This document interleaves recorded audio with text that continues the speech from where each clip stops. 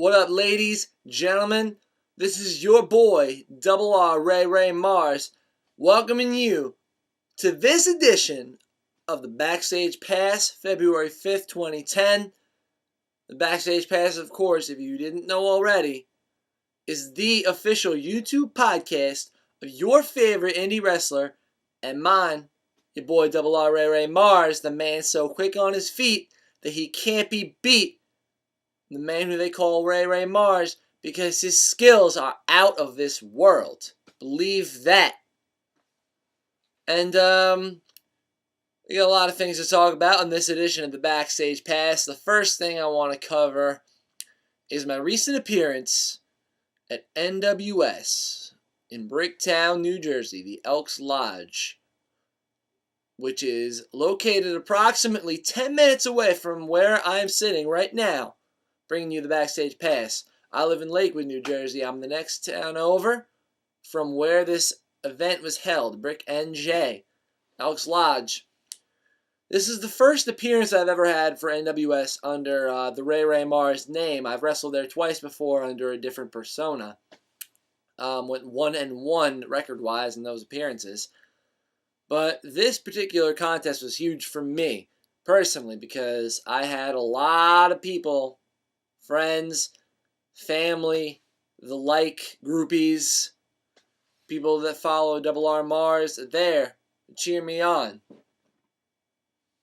as I went one-on-one with one half of a tag team that is known throughout NWS as the Baghdad Bullies. This guy by the name of TNT. Now, Double R's had to go up against a lot of guys throughout his career that were bigger, girth-wise, than him. Now, I'm not exactly, huge as far as muscle mass goes, so a lot of guys I've wrestled against in my career have been bigger than me. But this is the first time I've ever had to wrestle an opponent who is actually taller than me. So I'm thinking to myself, do I change my strategy at all for, when I wrestle against the bigger guys? No, not really. I mean, I just go after the legs, use my speed, use my agility, which was working for the most part, except for when he got me into the corner and started chopping the hell out of me, put a bullet hole in my chest, which finally started to subside after about a week. My opponent was named TNT, if I didn't mention that already. I honestly don't remember. My speed, my agility were not enough, though, to combat the outside interference that wound up costing me my match. Outside interference from Kevin Matthews and Danny D'Amato. I seem to have had this happen to me a lot of times over the last couple of weeks in wrestling matches. Of course, my last match in BWO got thrown out due to outside interference. This match, actually, I got pinned due to outside interference. My opponent's manager had the referee distracted, and obviously the referee couldn't hear the commotion going on in the ring when Danny D'Amato picked me up for a power bomb and dropped me across his knees in a backcracker type maneuver, which that hurts a little bit. About a week later, and right there, yeah, that hurts. Just a little bit. Of course, shoveling snow all weekend, being snowed in, shoveling snow all weekend didn't help matters much. But TNT got the win in front of all the fans, family, friends that I drew to NWS. Now, a lot of people that know me know I'm a very modest person, but speaking factuality here, I probably drew close to 55, 60 people to this show. And the last thing they wanted to see was your boy come up on the short end of the stick. And, of course, that's exactly what happened. But obviously, I can't do much when I've got guys like Kevin Matthews and Danny D'Amato interfering in my matches for reasons I still don't really know. It's the second NWS show in a row now that Kevin Matthews has gotten into my business. Booker Gino Moore has seen this, and later on in the night, he announced that I would be able to have an opportunity to extract revenge on March the 6th at the Elks Lodge in Point Pleasant, New Jersey. Again, about 15 minutes from where I live, a little further than Brick, but still very close to where we're sitting right now, bringing you the Backstage Pass. I'm going to be in a tag team match. I'm teaming up with a guy that a lot of NWS fans might recognize his name, Ryan Blackheart. Big dude. And we are going up against Kevin Matthews, one of the two men that cost me my match against TNT, and NWS Junior Heavyweight Champion Nikki Oceans. Now, your boy sees this as a great opportunity to really firmly establish himself as a guy who NWS should be taking seriously as a contender. Not just because I draw people, especially in towns like Bricktown and Point where we got a lot of people to the shows, but because of the ability that I possess, which I haven't really been able to show a lot of, if for the only reason that I've been wrestling a lot of guys that were a little bit bigger than I. And I know that's no excuse, but I know I got to work with what I got in the ring. But,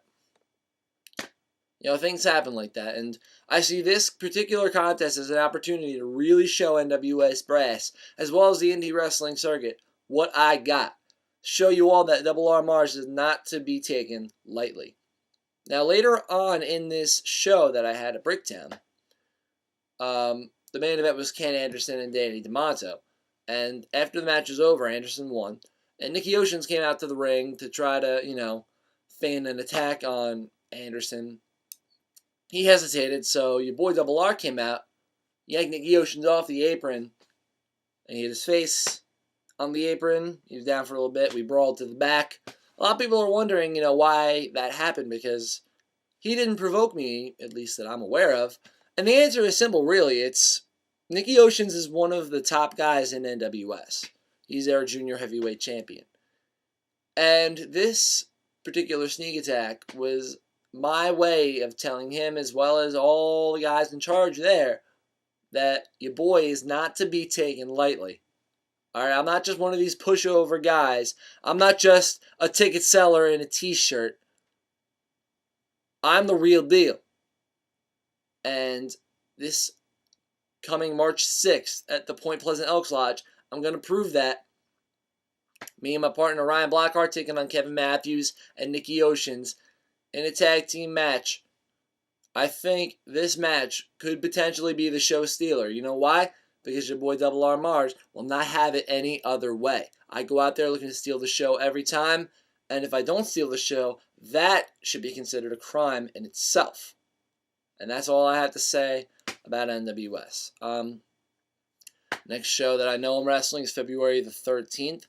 Elite Generation Wrestling, EGW, at the town Tamaqua, Pennsylvania, Salvation Army.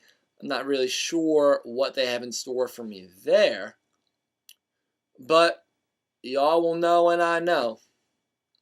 Last thing I want to talk about right here is now a lot of people wondering who Double R Marz picked to win the Super Bowl, and by the time you by the time you see this, it should be early Monday morning, and I'd like to be able to tell you that, I picked the Saints to win by 14 points, but obviously I did not.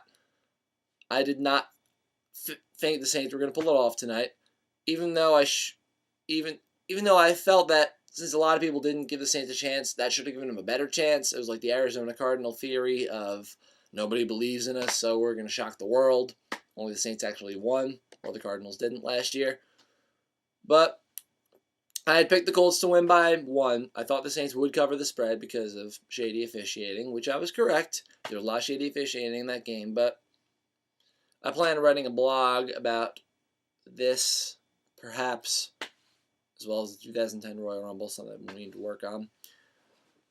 This is pretty much all I have to talk about in this edition of the Backstage Pass. If there's anything you want to see covered, talked about on future editions of the show, you want a live music performance, let your boy Double R know, and I'll be happy to oblige my loyal followers. Until then, This has been your boy, your favorite indie wrestler of mine, Double R Ray Marz, the Backstage Pass.